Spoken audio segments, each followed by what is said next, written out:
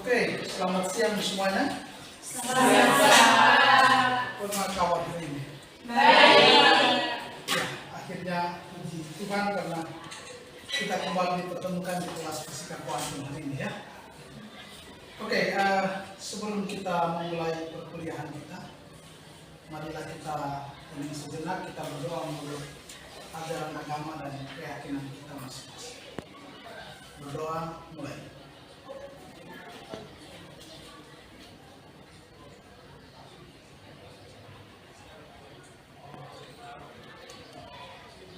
Selesai. Oke. Sebelumnya kira-kira siapa yang tidak masuk? Harus masuk. Baik. Oke, adik-adik, hari ini di pertemuan kita yang ke-7 ya, hari ini ya. Kita akan melanjutkan perbincangan kita mengenai materi yang minggu lalu sudah kita bahas, yaitu mengenai aplikasi persamaan Schrödinger untuk sistem potensial sederhana. Minggu lalu kita sudah membahas banyak hal ya. Kita sudah melihat aplikasi persamaan Schrödinger mulai dari potensial kotak satu dimensi, ya, kemudian potensial kotak 3 dimensi, ya, kemudian potensial tangga, ya, dan juga potensial tangga itu ada dua ya. Ketika berkas partikel itu memiliki energi yang lebih kecil daripada barrier potensial penghambat, dan ketika partikel tersebut memiliki energi total yang lebih besar dari itu, ya. Saya harap adik-adik bisa melihat kembali materi yang sudah kita bahas minggu yang lalu.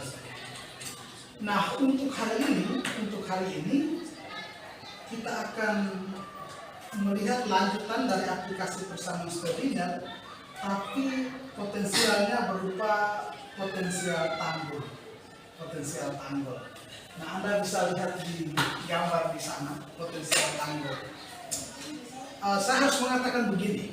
Dibandingkan dengan potensial kotak 1 dimensi, potensial kotak 3 dimensi, dan juga potensial tangga, ya, potensial tanggul ini cara kita menganalisis itu sebenarnya sama dengan, bukan sama ya, mirip dengan di potensial 1 dimensi, kotak 1 dimensi, dan potensial tangga, agak-agak mirip.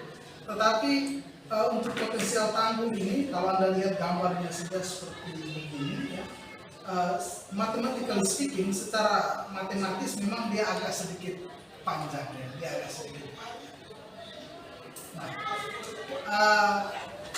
saya kira coba adik-adik amati gambar potensial tanggul ini, ya. Jadi di situ kita mengasumsikan bahwa ada partikel mikroskopik, ya, elektron begitu misalnya, yang mencoba melewati potensial tanggul ini. Nah, kalau Anda lihat, kira-kira apa yang bisa Anda katakan dari skema ini? Ini potensial tanggul, saya gambarkan secara skematik seperti ini.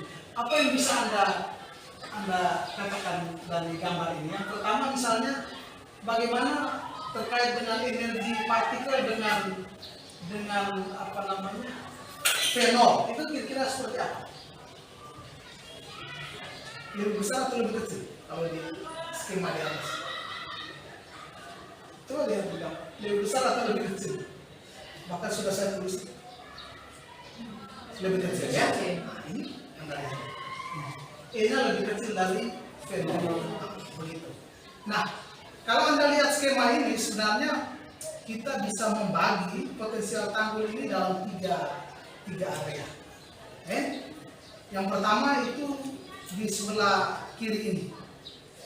Kemudian yang kedua itu di min A ke A, dan yang ketiga itu di sebelah kanannya A ini.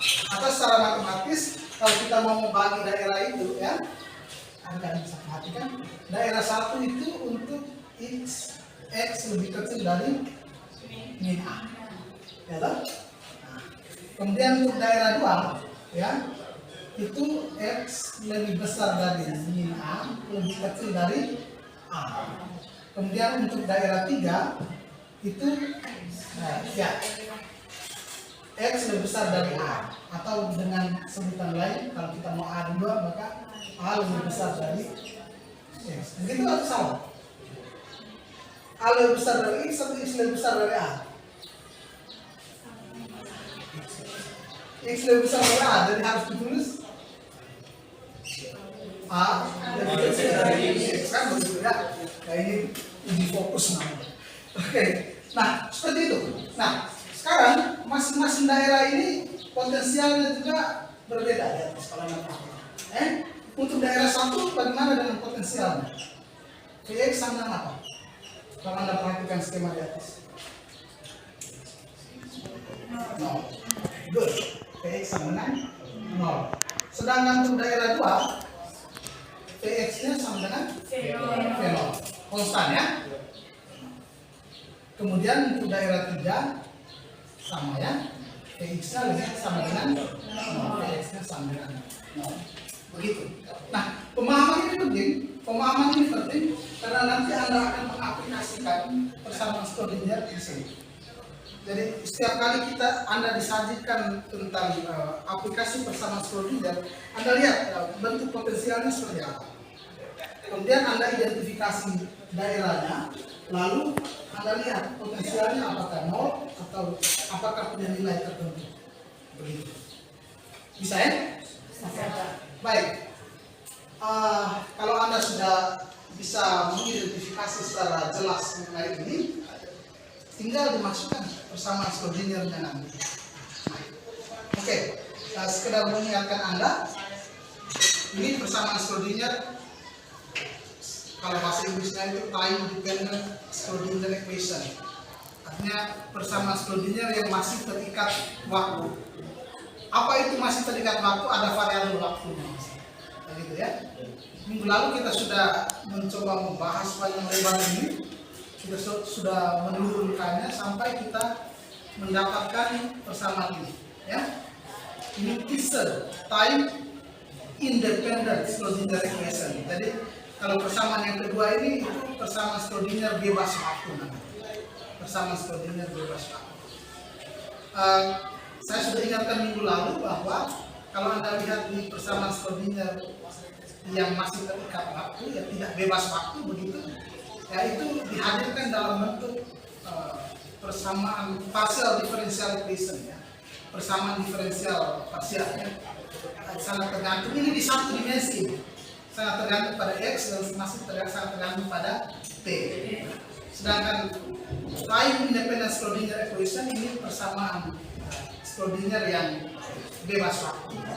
Nah, untuk aplikasi persamaan Schrödinger di sistem potensial yang sederhana ini, yang kita aplikasikan atau kita terapkan di sana adalah persamaan Schrödinger yang kedua, time independent Schrödinger equation. Nah, jadi nanti adik-adik menerapkan time independent Schrödinger equation ini untuk di daerah 1, daerah 2 dan daerah 3. Begitu.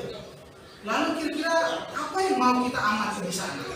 Misalnya kalau Anda masih ingat di potensial kotak, itu potensial kotak satu dimensi ya, itu ketika kita aplikasikan persamaan Schrödinger, kita mendapatkan beberapa hal yang menarik. Kita mendapatkan fungsi gelombangnya, kemudian kita mengidentifikasi energinya. Ternyata energinya di sana bersifat distrik. Nah, untuk potensial tanggul ini ya, untuk potensial tanggul adik-adik, final destination kita ya, jadi tujuan akhir kita sebenarnya dari potensial tanggul ini, yang pertama tentu kita akan merumuskan fungsi gelombang pada setiap setiap daerah itu. Daerah 1 fungsi gelombangnya seperti apa, daerah 2 fungsi gelombangnya seperti apa, daerah 3 fungsi gelombangnya seperti apa. Tetapi hal yang paling menarik sebenarnya yang mau kita lihat adalah kita mau menentukan koefisien transmisi. Apa itu koefisien transmisi? Saya sudah terangkan minggu lalu ya. Yaitu kebolehjadian bekas partikel yang membentuk potensial tanggul itu dapat menerobos dinding potensial tanggul tersebut. Nah, kenapa ini penting? Karena kalau kita bandingkan dengan fisika klasik ya, kita bandingkan dengan Newton yang fisik. Kalau ada partikel punya energi yang lebih kecil daripada potensial penghalang, maka jelas partikel terus pasti langsung apa? Langsung apa ini? Terpantul, pasti langsung dipantulkan. Dia tidak mungkin lewat. Dia tidak. Itu kan kita bicara di fisika klasik. Jadi kalau ada partikel punya energi yang lebih kecil dari potensial penghalang secara skematik seperti ini, gambar, maka dia otomatis akan langsung terpantul. Di potensial tangga minggu lalu kan kita melihat ada hal yang berbeda ketika persoalan ini terjadi di dalam konteks fisika kuantum atau di dunia mikroskopik. Nah, itu yang membuat persoalan potensial tangga ini menjadi menarik. Jadi adik-adik, tujuan akhir kita dari materi hari ini adalah kita berusaha menentukan koefisien transmisi. Koefisien transmisinya seperti apa? Itu tujuan akhir dari pembahasan kita di potensial tangga ini. Jadi kita menentukan koefisien transmisinya nanti seperti apa. Adik-adik. Nah, ini sebenarnya langkah-langkah menentukan koefisien transmisinya mirip dengan saat kita membahas potensial tangga. Oke, nah sebelum melangkah ke sana, saya ingin soal mathematical tool-nya ya, saya ingin mengingatkan Anda sedikit mengenai persamaan diferensial bagaimana menyelesaikannya. Sebenarnya kalau Anda pelajari mulai dari potensial tangga, ya, potensial kotak satu dimensi dan seterusnya, kita bersandar ke matematika ini saja sebenarnya. Kalau Anda punya d kuadrat y dx kuadrat plus k kuadrat y sama dengan 0, begitu ya, maka solusinya y sebagai fungsi x sama dengan satu konstanta e pangkat i kx, kan begitu ya, tambah apa? D kali e pangkat min i kx. Ingat, ini k kuadrat, ini jadi k. Dan Anda lihat di sini koefisiennya harus 1. Paham ya? Dan nanti kalau koefisiennya tidak 1 dibuat sedemikian agar di sini koefisiennya 1. Di sini bisa koefisiennya bisa sembarang. Tapi yang di d kuadrat y dx kuadrat koefisiennya harus 1. Yang kedua, kasus yang kedua sebenarnya hanya d kuadrat y dx kuadrat minus k kuadrat y sama dengan 0, maka solusinya ya itu kalau bisa ditulis c ya, e pangkat dia tidak ya, kita sudah pakai k, saya pakai sini delta x. Ingat tidak ada bilangan kompleks i di sini ya, tambah d kali e pangkat negatif delta x, begitu. Jadi ini mathematical tool yang nanti kita pakai untuk menyelesaikan persamaan Schrödinger di kasus-kasus yang akan bertemu. Nah, ini Anda harus pahami baik-baik. Ya, ingat nilai k kuadrat ini selalu positif, Jadi Anda cukup berpegang ke sini. Pak, saya tidak percaya begitu ya. Anda bisa mencoba misalnya Anda turunkan y ini 2 kali terhadap x, lalu ditambah k kuadrat dikalikan y, hasilnya harus 0.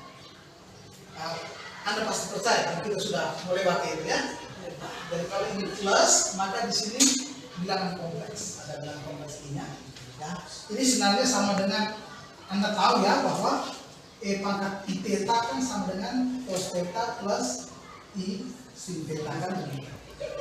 Kalau di sini e pangkat minus i theta kan cos theta kuadrat i sin theta. Ya kalau Anda lupa bisa buka di Neri Alboas tentang bilangan kompleks, itu di sana dijelaskan secara bagus di sana. Oke, jadi nanti tinggal Anda memasukkan persamaan Schrödinger tidak bebas waktu, time independent Schrödinger equation ke potensial ini, lalu Anda bersandar atau menggunakan mathematical tool ini untuk menyelesaikan solusinya. Oke, baik adik-adik. Nah, saya kira seperti biasa, saya akan membagi Anda ke dalam kelompok ya. Jadi ada berapa orang? Dari 4 orang, 5 orang ya. Silakan. Silakan duduk berkelompok.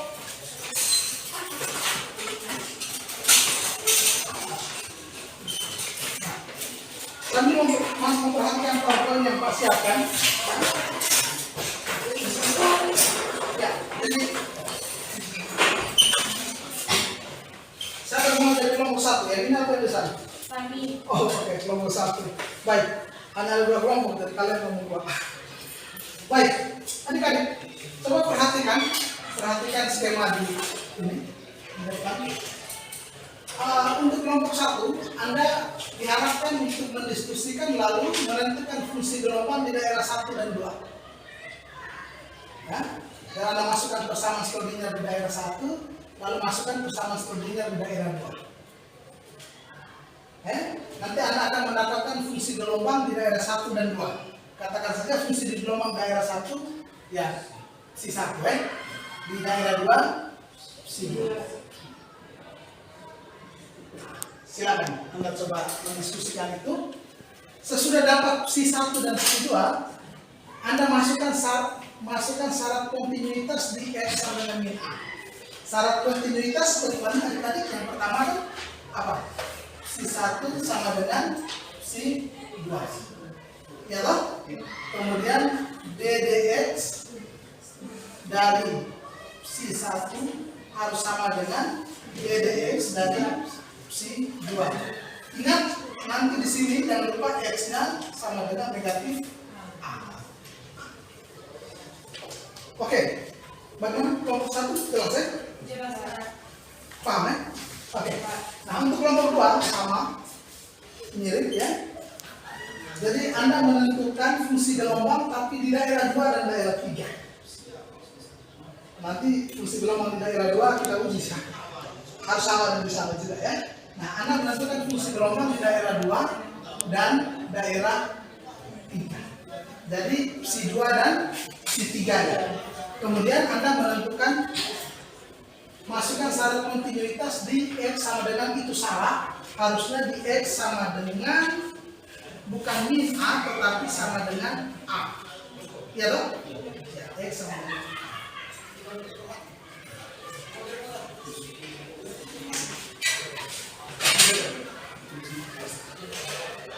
Bagaimana? Ada pertanyaan?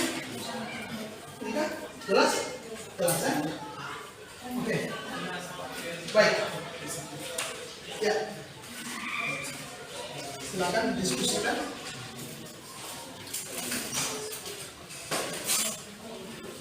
Jadi adik-adik, begini, saya meskipun Anda belum mendiskusikan selesai, tapi saya ingin mengatakan begini. Jadi kita akan menentukan si 1, si 2 dan si 3. Nah, koefisien transmisi nanti Anda pasti sudah tahu adalah perbandingan koefisien di si 3 dengan di si 1. Jadi begini adik-adik, coba perhatikan dulu supaya arah diskusi Anda bisa pas.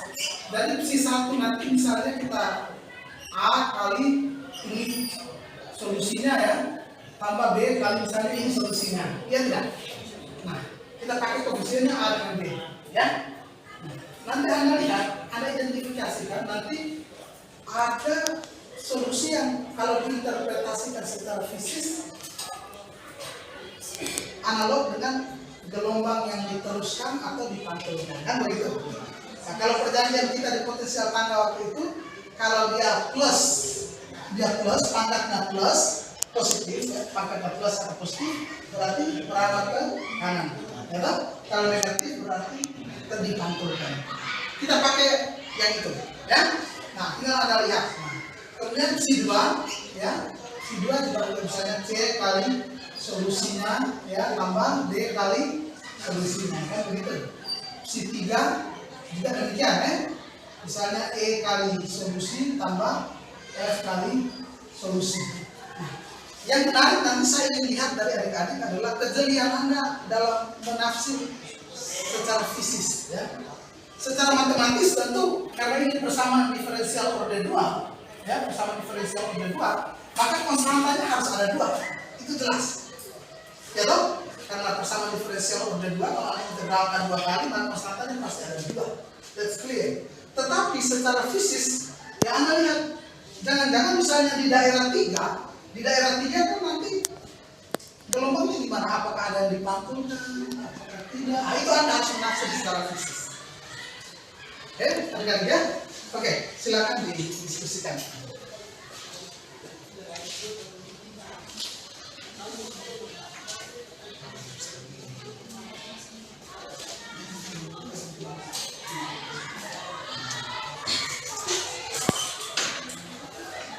Ya.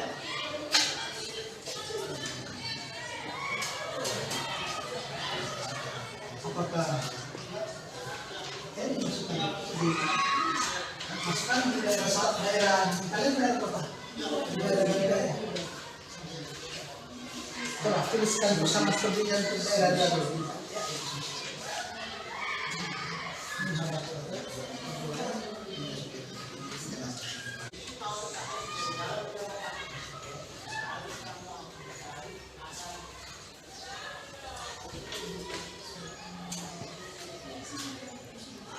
Ya, ini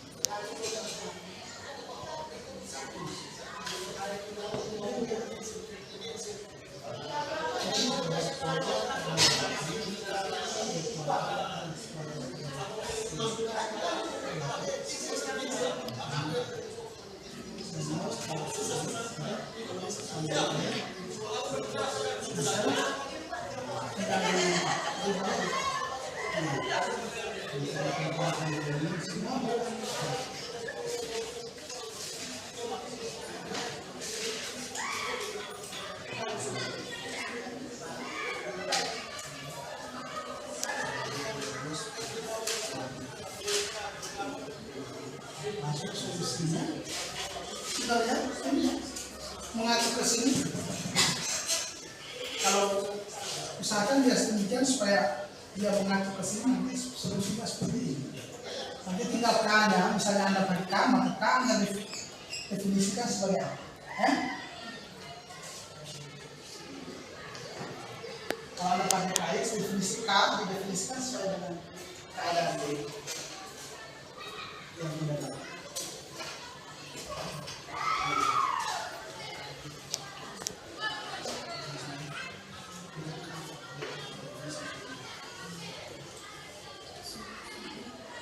Ya,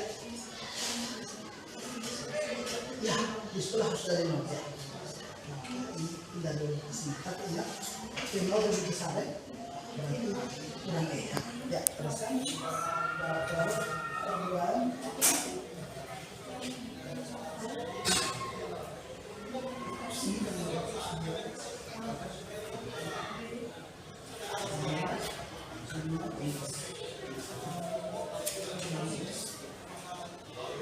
Kita nilainya positif kan?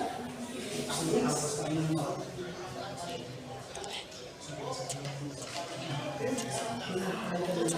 Karena dia kan tidak boleh ini. Kalau ini harus dibawa ke sana, dia harus sendiri.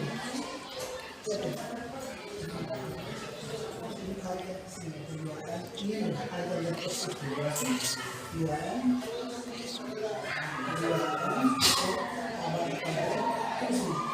Iya.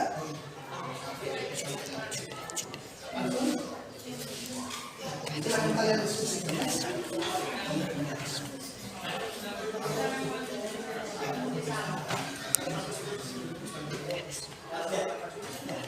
Oke, daerah bawah sekarang.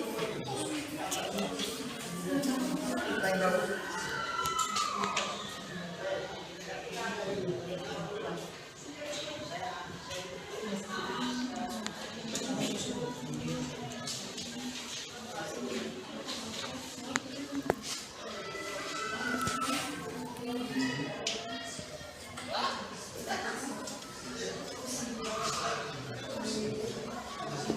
Oke, baik. Saya kira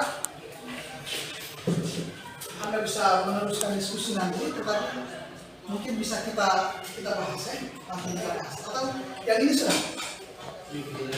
Oke, coba daerah satunya seperti apa? Oke, ya, bisa di. Oke, semuanya perhatikan ya. Ini bisa menuliskan di depan.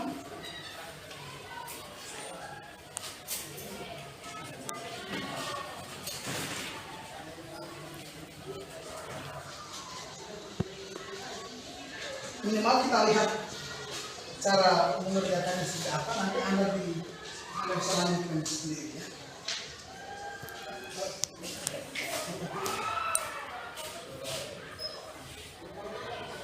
Ya, yang lainnya sambil ini, tapi saya ingin Anda memperhatikan dulu ya. Daerah satunya.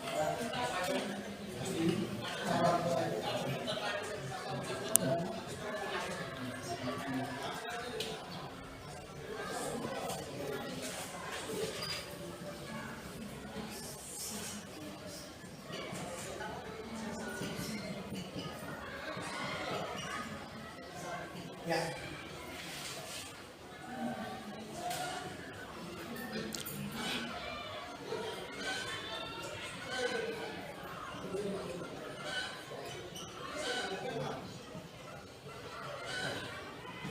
Ya, sama dengan maksudnya sama dengan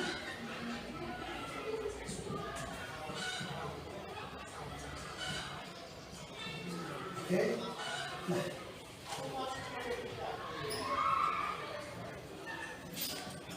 solusinya langsung saja. Solusinya tambah tambah ya.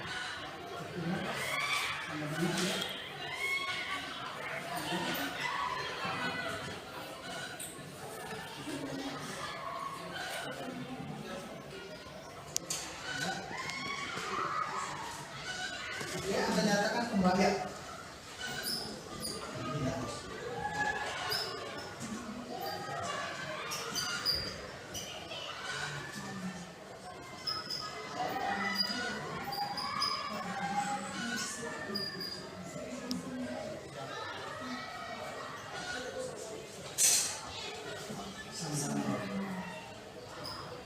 Oke, baik. Saya kira tidak perlu didikte sampai akhir ya. Tapi ketika Anda sudah mendapatkan bentuk seperti ini, bisa lihat ya, kedua jelas ini. Berarti Anda bisa langsung merujuk ke bentuk matematika yang tadi. Maka solusinya jelas. Yang ini, hati-hati biasanya yang ini yang disebut dengan K kuadrat. Nah, begitu. Itu di daerah 1. Daerah 2 juga sebenarnya sangat straightforward, Anda bisa langsung menentukan. Nah, begitu.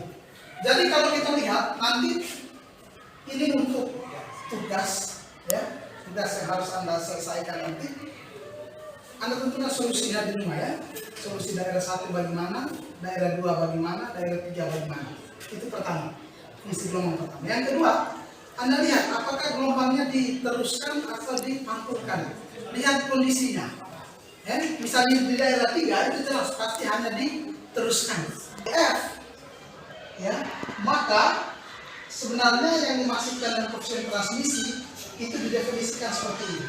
Sama dengan di potensial tangga waktu itu, yaitu yang diteruskan, koefisien yang melekat pada fungsi yang diteruskan dengan yang datang. Yang datang dengan yang diteruskan kita bandingkan di situ. Lalu nilai mutlaknya dikuadratkan. Itu kita dapat koefisien transmisi. Oke, adik-adik jelas ya? Jadi itu langkah-langkahnya begitu. Fungsi gelombang 1, fungsi gelombang 2, fungsi gelombang 3, koefisien transmisi seperti itu. Nah, catatannya F ini adalah melekat pada fungsi gelombang yang diteruskan. A ini adalah yang datang awal di daerah 1 dan F ini di daerah 3. Ya, itu Anda harus melakukan kerja-kerja matematika untuk sampai di sana. Oke, dengan demikian maka berakhir sudah. Ada kerjakan di tugasnya. Nanti Pak turunkan di kampus itu tugasnya untuk memperjelas ini lagi. Lalu minggu depan mungkin kita akan membahas. Ya, saya kira bisa minggu depan kita akan membahas tentang osilator harmonik satu dimensi. Kalau ada pertanyaan silakan kabari Pak, terutama berkaitan dengan tugas yang nantinya Pak hadirkan di kampus. Oke ya? Ya. Baik, terima kasih presentasinya. Yang lainnya terima kasih juga. Ya, selamat siang. Selamat siang.